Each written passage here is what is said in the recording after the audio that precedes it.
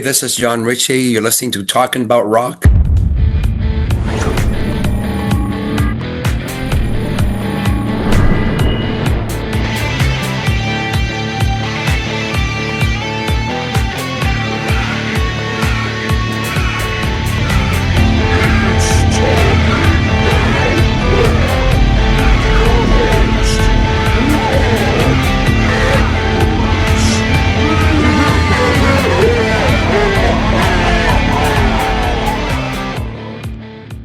Guitarist for Exciter. He's launched a new project, PowerRage, which consists of bassist Todd Pilon, formerly of Witchkiller, drummer Lucas Dery, and last but not least, Jacques Bélanger, who previously sang on 3 Exciter albums. Here to talk with us about his latest single from PowerRageDark Wings from the upcoming album Beast, out on April 24th. Let's welcome John Ricci. John, how are you, man?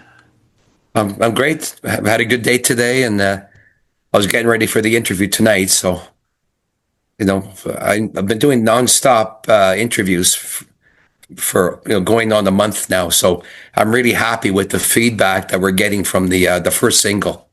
Yeah, so, definitely a great track. Yeah, for sure. Kind of feels like a power metal anthem, really. You know what I mean? I wrote all the songs with that kind of mentality, like every song to be an anthem. So, when you hear the whole record, all the songs are kind of a sing-along type choruses. But I did that intentionally because, I wanted to hook in the audience as much as possible, especially for this style of music.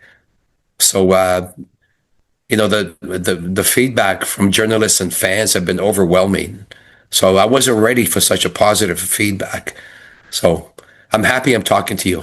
yeah, definitely sounds great. And really, I've been listening to, the album for the last couple of days. Really some of this seems to channel like an early Priest feel to me. That's kind of what I was getting from it. You know what I mean?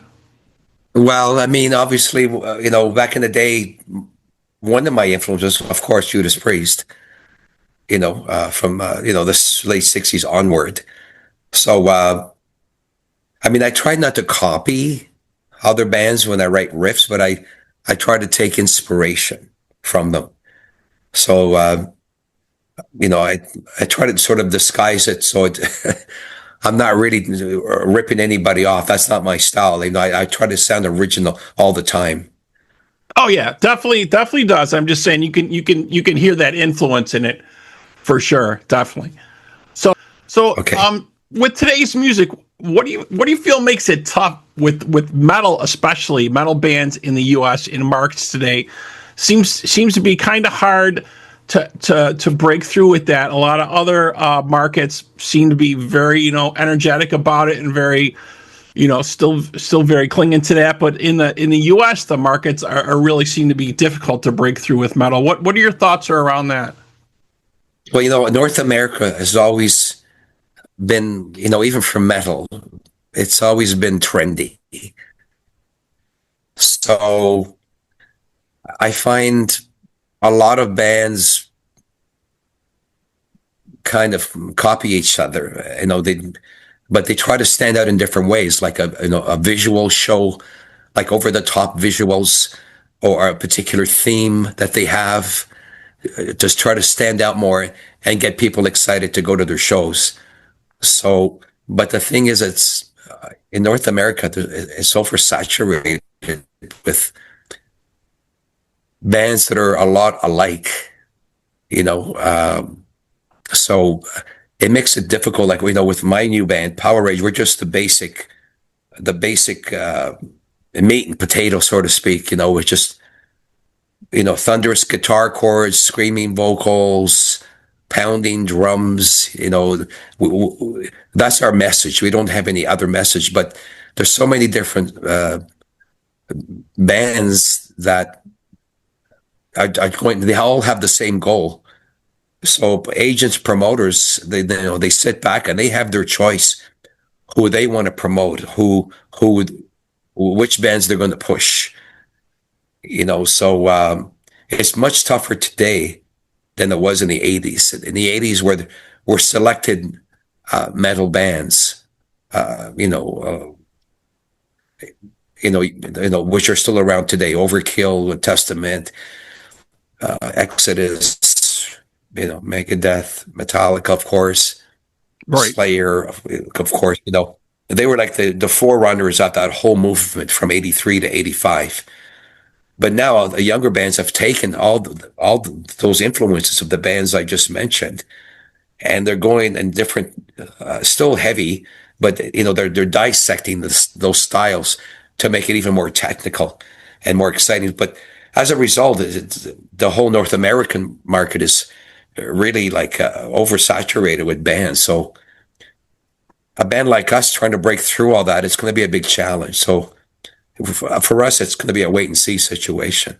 Yeah, I think you definitely have a great sound here. Like you said, it's basic metal, which is very cool. But yeah, I have this conversation with a lot of different artists to tend to compare it to nowadays what it used to be. You know what I mean? It used to be back in the day, record companies would, back you, promote you. You get some, backing for touring and promotions, and it's really, that's pretty much all gone nowadays. You really don't get any of that type of thing. But the music's still there. There's so many bands coming out still all the time.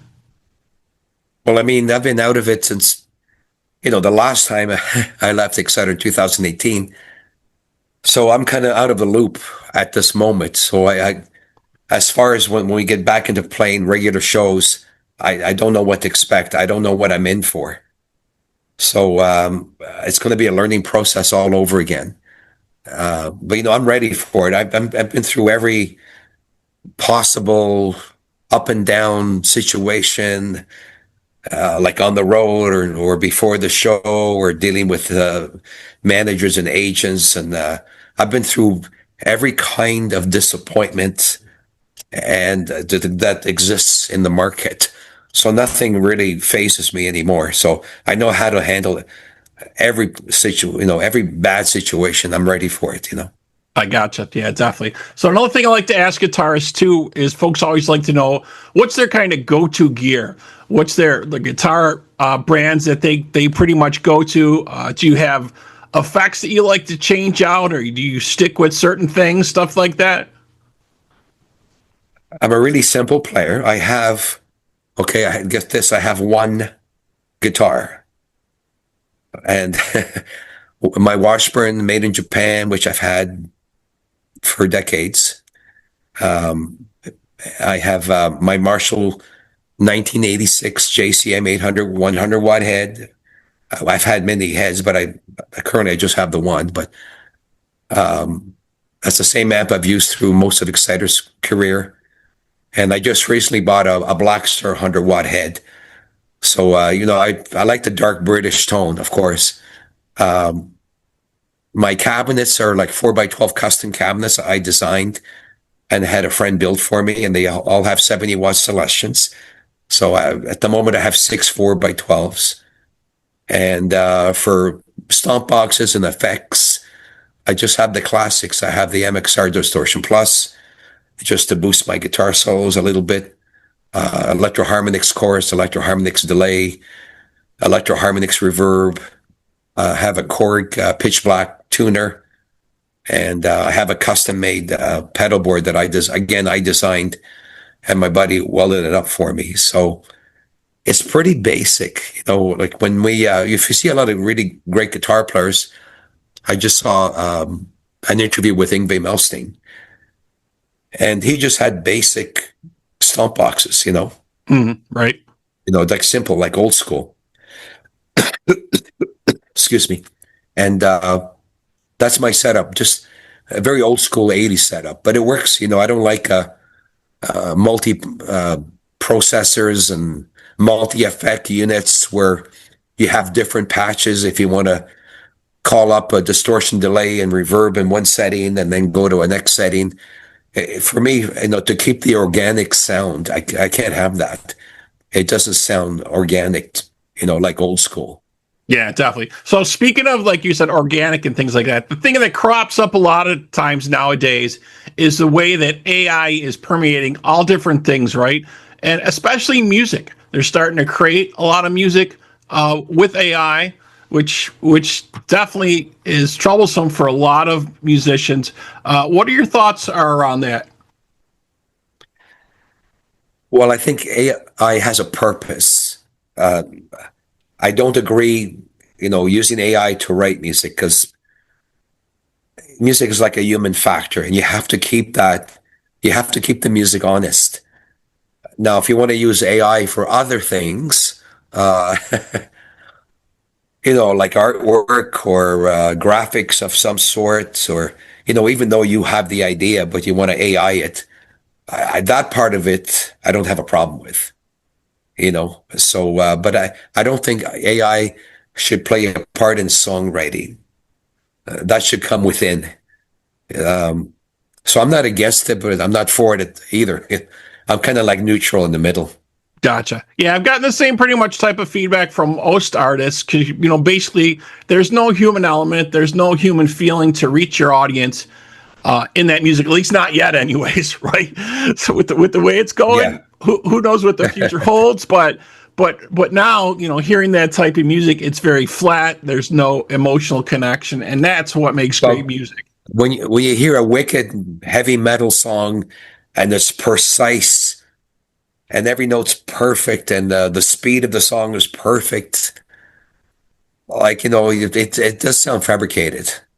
So I think they should keep AI out of songwriting and out of AI element, So. Yep. I definitely agree with you. So what are the next steps for PowerRage? Do you have any dates coming up, or what's going on next?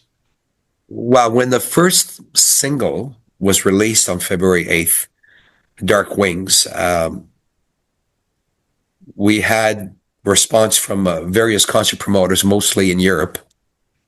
And our record company, High Roller Records, sent out actually an advanced copy of the whole album to certain people, like overseas in Europe.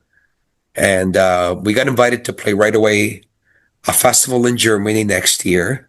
I can't make the announcement yet which festival, but the promoter sent me the super long email saying how much he liked the record, and we have to play his festival, and I couldn't say no. And yeah. So we do have one date so far, but I mean, it's going to be the spring of 2027, and that was confirmed, done deal. But I am putting feelers out with other promoters around the world to get other shows. So I think, once everyone hears the full album, I think we'll have more offers. But in the meantime, I'm not just sitting back waiting for the offers. I am hustling the shows. So right now we just once the record is released on April 24th, we'll see what the initial response we get, and hopefully that'll help us plan this year, and next year as well. We have a lot of tentatives that promoters have said, well, we know who you are, we know your reputation, but we want to hear the music first. Then we'll make a decision. So that's where I am right now. Okay. Well, it definitely sounds good. You definitely got feelers out there, and I'm sure you're going to get more dates lined up. Very, very cool. So like John was saying, the new album Beast is out April 24th from PowerRage on High Roller Records. And you can check out the video for Dark Wings in our Hall of Video at talkingaboutrock.com. All right. Thank you so much, John, for joining us. Really appreciate it. Okay, well, thanks for having me. I really appreciate it. Thank you. All right, so that wraps up this episode. And to our listeners out there, we hope you're doing your part by keeping the torch alive and supporting live music wherever you are. John, again, thank you, man. Okay, thanks a lot.